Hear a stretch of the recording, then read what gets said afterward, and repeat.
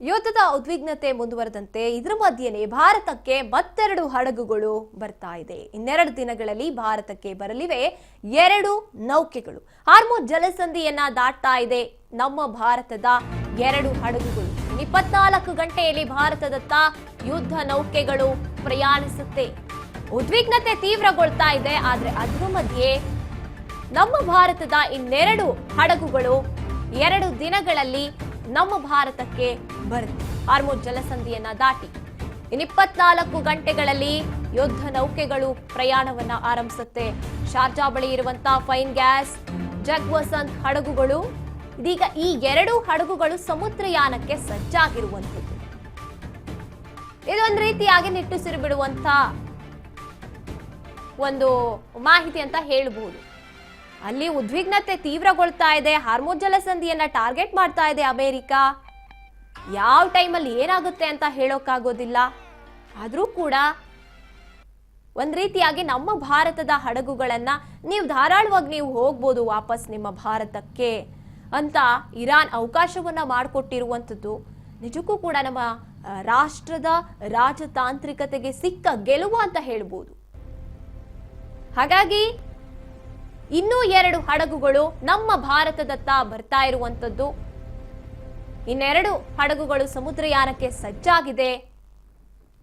24 ಗಂಟೆಗಳಲ್ಲಿ ಭಾರತದತ್ತ ಯುದ್ಧ ನೌಕೆಗಳು ಪ್ರಯಾಣವನ್ನು ಬೆಳೆಸುತ್ತೆ. ಶಾರ್ಜಾ ಬಳಿ ಇದೆ ಫೈನ್ ಗ್ಯಾಸ್, ಜಗ್ವಸಂತ್ ಹಡಗುಗಳು. ಈಗ 2 ಹಡಗುಗಳು ಸಮುದ್ರಯಾನಕ್ಕೆ ಸಜ್ಜಾಗಿದೆ. ಮುಂದುವರಿದಂತೆ ನಮ್ಮ ಭಾರತಕ್ಕೆ ಎಂಟ್ರಿ ಕೊಡುತ್ತೆ 24 ಗಂಟೆಗಳಲ್ಲಿ.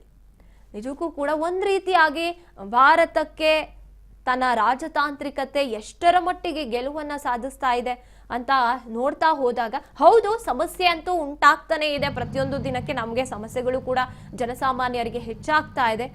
ಆದ್ರೆ ಅದರ ಮಟ್ಟವನ್ನ ಎಲ್ಲೋ ಸರಿದೂಗಿಸುವಂತ ಕೆಲಸವನ್ನ ರಾಜತಾಂತ್ರಿಕತೆ ಮಾಡೋಕೆ ಪ್ರಯತ್ನ ಆಗ್ತಾ ಇದೆ ಅಂತ ಹೇಳ್ಬೋದು ಕೇಂದ್ರ.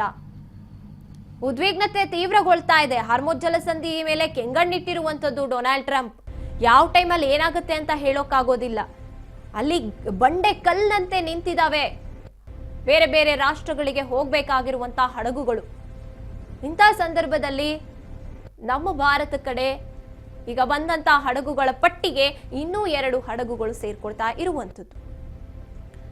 ಧಾರಾಳವಾಗಿ ಹೋಗ್ಬೋದು, ನಿಮ್ಗೇನು ಸಮಸ್ಯೆ ಮಾಡೋದಿಲ್ಲ ಅಂತ ಇರಾನ್ ನಮಗೆ ಅವಕಾಶವನ್ನ ಕಲ್ಪಿಸ್ಕೊಟ್ಟಿರುವಂಥದ್ದು. ಆದ್ರೆ ಅದೇ ಸಂದರ್ಭದಲ್ಲಿ ಅಮೆರಿಕ ಟಾರ್ಗೆಟ್ ಮಾಡಿ ಹಾರ್ಮುಜ್ನಂತೂ ಬಿಡೋದಿಲ್ಲ.